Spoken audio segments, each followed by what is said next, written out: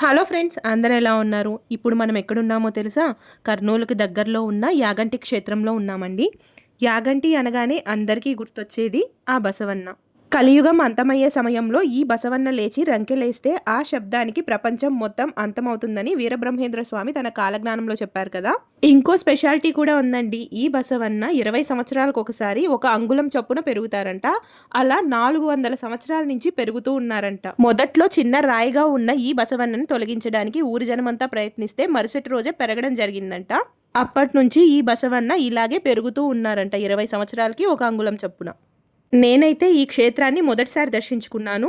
అలాగే ఈ యాగంటి క్షేత్రంలో నేను ఆశ్చర్యపోయే ఎన్నో విషయాలు కూడా తెలుసుకున్నాను. ఇక్కడ గుడిలో ఒక కోనేరు ఉందండి. అలాగే గుడి బయట కూడా ఇంకొక కోనేరు ఉంది. అంతేకాకుండా ఈ టెంపుల్ పక్కనే గుహలో మనకి వెంకటేశ్వర స్వామి దర్శనమిస్తారు. దానికి సంబంధించి పెద్ద స్టోరీయే ఉందండి.